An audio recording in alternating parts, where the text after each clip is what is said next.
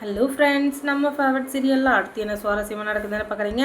இந்த சுடர் யார் அப்படின்ற விஷயம் எல்லாருக்குமே தெரிஞ்சிச்சு. நம்ம விஜய் வந்து எப்படியாச்சும் அந்த சுடரோட வாயிலேருந்து உண்மையை வர வைக்கணும். அதனால் நான் வந்து ஃபோன் கால் ரிங்லேயே இருக்கேன், நீ வந்து அப்படியே போய் அவகிட்ட பேசு, அவள் என்னென்ன சொல்கிறான்றதால் ரெக்கார்ட் பண்ணிக்கலாம். இன்னொன்று சிசிடிவி கேமரா இருந்துச்சுன்னா அதையும் ஆன் பண்ணி வச்சுட்டு அதில் வந்து எல்லாமே ரெக்கார்ட் ஆயிரும் அப்படின்னு சொல்லிட்டு அந்த ரெக்கார்டு எல்லாத்தையுமே எடுத்துக்கிட்டு மல்லி இருந்துக்கிட்டு விறுவிறுப்பாக அவங்க வீட்டுக்கு போகிறாங்க.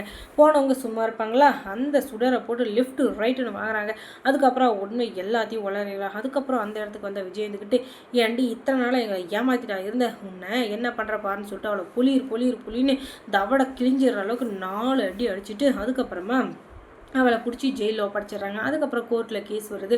அங்கே வந்து எல்லா ஆதாரமும் சுடருக்கு வந்து எதிராக இருக்கிறதுனாலையும், சுடர் தான் இந்த தப்பு எல்லாத்தையும் பண்ணான்றதுனாலையும், அதுக்கப்புறம் இவளோட வேலையே மற்றவங்களை ஏமாத்துறது, மற்றவங்களுடைய அறியாமையை வந்து திருடுறது, அவங்களுடைய அறியாமையை வந்து கேலி பண்ணுறது, அதுக்கப்புறம் அதை வந்து சுரண்டுறது, இதே தான் இவளுக்கு வேலை. அதுவும் இல்லாமல் யாராச்சும் எமோஷ்னலாக இருந்தாங்களா அவங்கள அதை சொல்லி பிளாக்மெயில் பண்ணுறது, அவங்களுடைய மனசை கழிச்சு அவங்க சொத்து பற்றி எல்லாத்தையும் ஏமாத்துறது, நகை கடைக்கு போய் நகை திருடுறது, பேங்க்குக்கு போய் பணம் திருடுறதுன்னு சொல்லிட்டு இவளுடைய வேலை இதுதான். இத்தனை நாளாக இதெல்லாம் பண்ணிட்டு இவ எப்படி ஏமாற்றிட்டு தப்பிச்சுட்டு இருந்தா அப்படின்னு சொல்லிட்டு பார்த்தீங்கன்னா, ஒரு சில கைக்கூலிகள் வந்து போலீஸ் டிபார்ட்மெண்ட்டில் இருக்காங்க. அவங்க தான் பணத்தை வாங்கிக்கிட்டு இவளை இத்தனை நாளாக தப்பிக்க விட்டுருக்காங்க. அதனால தான் இவ இவ்வளோ நாளாக தப்பிச்சுட்டு இருந்திருப்பா.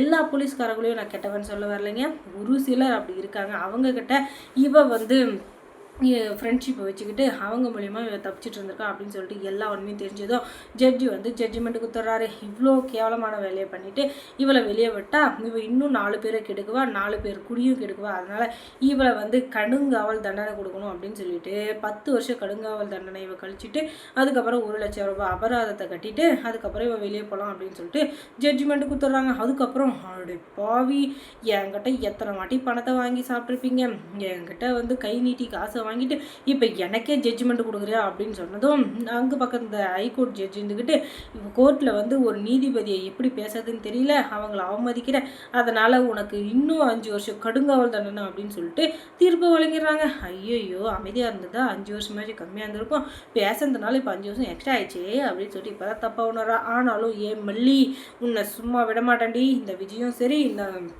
மல்லியும் சரி, கண்டிப்பாக நான் யாருன்றதை ஒரு நாள் பார்ப்பீங்க. என்கிட்ட ஏன்டா மோதாங்கன்னு சொல்லிட்டு நீங்கள் நினைக்கிற அளவுக்கு நான் வாழ்ந்து காட்டுறேன். கூடிய சீக்கிரத்துலேயே நான் பணத்தை கட்டிட்டோ ஏதோ ஒன்று பண்ணியோ வெளியே வந்துடுவேன். வந்ததுக்கப்புறம் நான் சும்மா இருப்பேன்னு நினைக்காதீங்க, உங்களை பழிவாங்க தான் என்னுடைய மெயின் வேலை அப்படின்னு சொல்லிட்டு இவ சொவல் விட, அடைப்போடி நல்லவங்களுக்கே இந்த காலத்தில் காலம் இல்லையா, மழை பெய்கிற மழையே விட்டுருது. அதுக்கப்புறமா என்னென்ன நடக்கணும்னு இருக்கோ அதெல்லாம் மாற்றி நடக்குது. இப்போ போய் நீ சொல்கிறது நடக்குதா, அவன் ஈராக் ஒன்று குண்டோ போட்டுட்டு யார் பொழைப்பான் யார் சாவான்னு தெரியாமல் சுற்றிட்டு இருக்காங்க. இதில் இவ கொடுக்குற ஒரு சாபம் தான் எனக்கு பழிக்க போதான், போடி போ இவளை அப்படின்னு சொல்லிட்டு அந்த இடத்த விட்டு கிளம்பிடுறாங்க. ஏங்கட்டியா சவால் விட்டா இப்போ பேசிட்டு போகிறீங்க, இருங்கடி என் சவால் நான் ஜெயிச்சு காட்டுறேன் அப்படின்னு சொல்லிட்டு அவன் நின்றுட்டு இருக்க. தலைமையிலே ஒரு அடி கொடுத்து யார் அப்படின்னு சொல்லி பார்த்தீங்கன்னா போலீஸ்காரங்க தான்.